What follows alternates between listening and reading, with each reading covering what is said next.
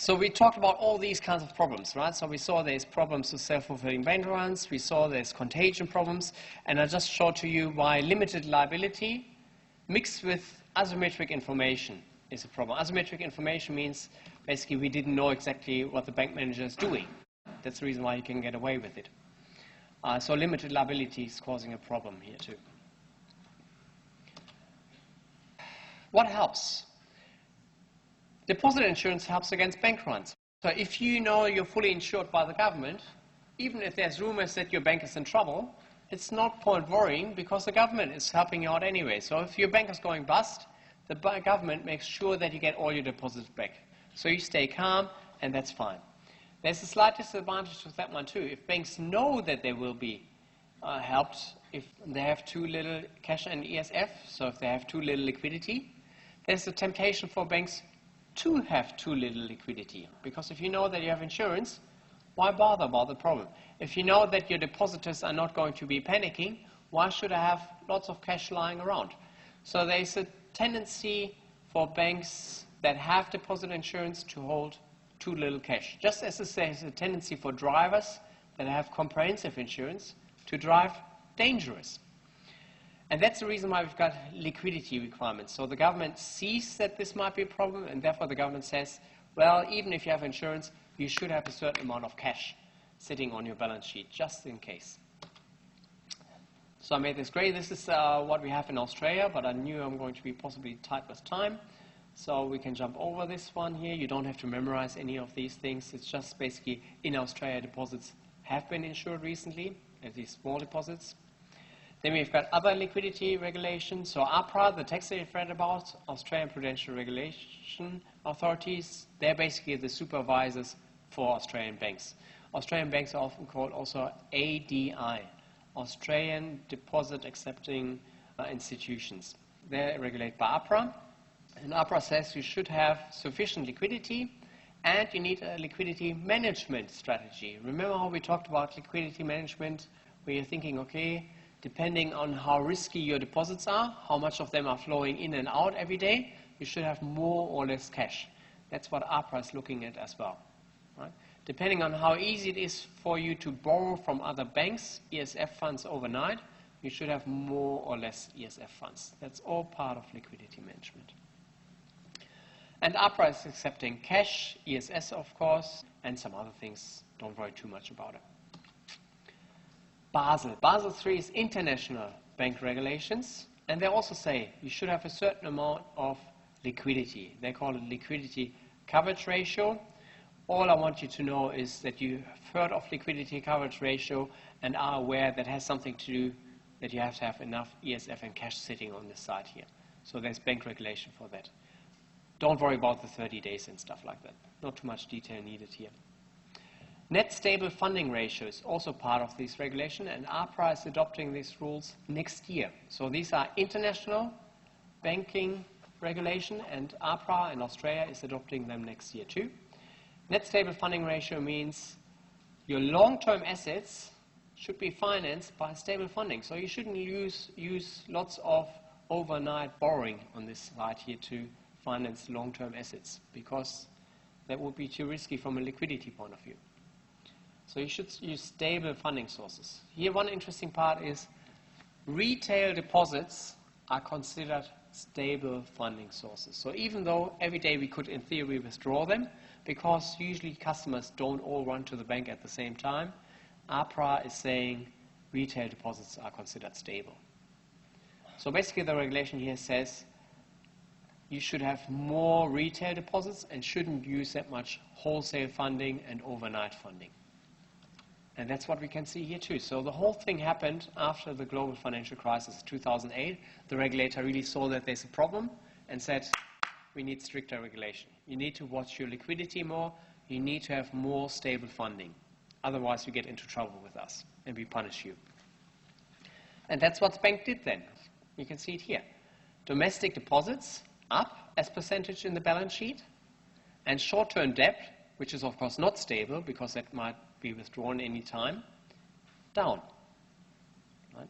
I shouldn't say that. Domestic deposits could be withdrawn any time too, but matter of fact is Usually only a small fraction gets withdrawn. So they're considered stable, unstable, therefore they put it down.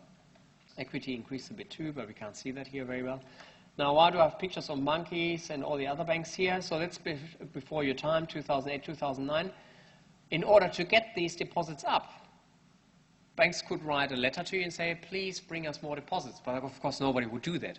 So the only way to get more deposits in a bank is to make advertisement and offer high interest rates.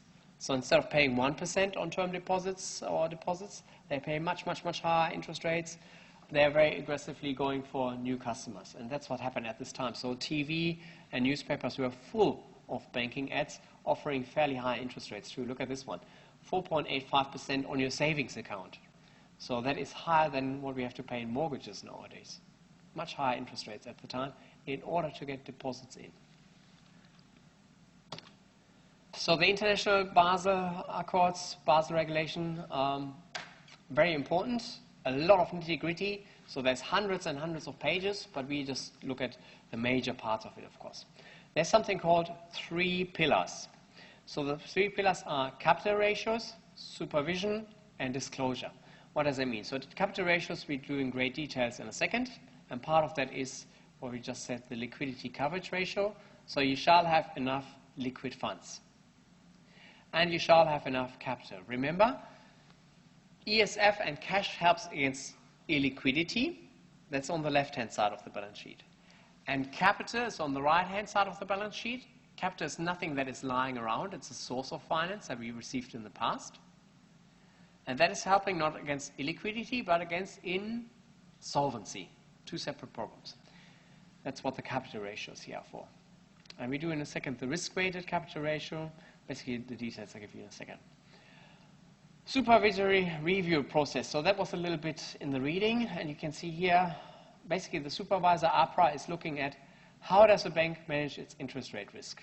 Remember, interest rate risk comes from different duration, the duration mismatch that we spoke about last week. So if the bank has too much interest rate risk on its balance sheet, APRA comes along and says, we're not happy, you've got to change it. If you don't change it, we're cutting your bonuses.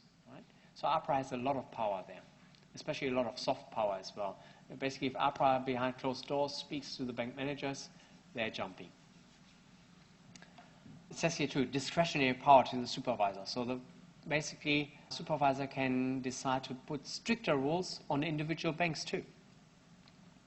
And the last one here is disclosure. We don't talk much about this one. It basically says that the banks have to report a lot of things to the market, so we can have more market discipline too. Because you can imagine if the bank is forced to report, for example, how many of the loans are dubious. And it turns out the bank is not doing very well. They don't make a lot of profits. They have a lot of dubious loans. There's a lot of risk on the bank balance sheet. And now the bank wants to borrow $10 million from another bank. What happens to the interest rate? High or low? If the bank is considered risky, the interest rates they have to pay to other banks is going to be high because of the risk premium. And that gives you as a manager an incentive, maybe I shouldn't be that risky. Maybe it's better if I set up my balance sheet a little bit safer so that I don't have to pay so high interest rates to all the people that I borrow money from. So that's meant here by market discipline and disclosure. That's what the rules and regulations say. You should disclose a lot of information.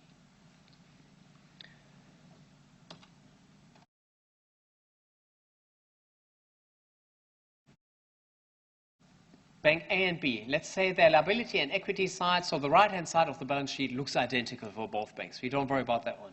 We're only looking at the asset side, the left-hand side. And the left-hand side for these banks is, they both have the same amount in total, 410. But let's look. ESF funds for Bank A, much less than for Bank B. T-notes for Bank A, much less than for Bank B. Home loans with loan-to-value ratio under 80%, 190, so fairly a lot of amount of home loans here. And these are low-risk home loans because it's under 80% loan-to-value ratio. This one is 100 here. And here, 85%. These are riskier home loans, 60-60, so it's the same. Business loans the same. So the major differences here are the top 3. And now we think solvency risk. Which bank is riskier? A or B? A is very riskier. Because ESF funds, they're basically risk-free. That's funds at the RBA, nothing can go wrong. T-notes, Commonwealth government bonds, very risk-free too, right? So nothing can go wrong here. But the loans could go wrong, and Bank A has way more loans here. So Bank A is way more riskier. But if you look at the total assets, they look the same. So if you would calculate the standard thing, what I did up to now always, just compare total assets to equity, there would be insufficient information. Because even though the 410 is the same number, Bank A is way riskier. So we want to have a regulation which is saying that Bank A should have more bank capital than Bank B. Now in theory we could give them different percentages. We could say Bank A should have 12% bank capital and Bank B should have only 10% bank capital. But that's not how the regulation works. The regulation is doing it differently. The regulation is calculating something called risk-weighted assets. So instead of just adding up all the assets, they're adding up all the risky assets and give them a weight. The riskier the asset is, the more it counts. The safer the asset is, the less it counts. And that's what's happening here. Risk-based capital ratios. We use a straight example, so there's this formula here. Much easier to do it in an example. So this is the Bank A from beforehand. And these are the risk weights. They're written down by APRA and the regulator and in Basel. And there's hundreds of different of them.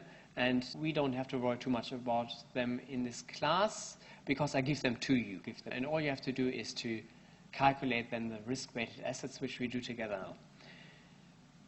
So if the risk weight on cash and ESF fund is 0, and we have to calculate basically the weight times the assets, so 0 times 4.5, 0. 0 times 5.5, 0. So the first two, because they're considered safe, don't count as risky assets. So up to now we have 0 risky assets. Second one, home loans with a small loan-to-value ratio. They count as 75%. So now we have to calculate 0.75 times 190 and put that number down here. That should be 142.5. This one I can do in my head. 100% of 60, 60. Business loan 150. 100% again, 150. And by the way, what I just said, sometimes the risk weights are over 100%. So if you have something especially risky, the risk weights can go over 100% as well. So let's see, the total risk-weighted assets are now 352.5. These are called risk-weighted assets. And when we calculate our required capital according to regulation, we use this number now, not the 410.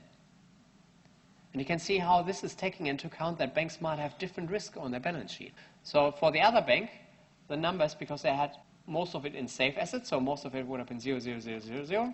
The other bank would have ended up with a much lower risk-weighted assets amount.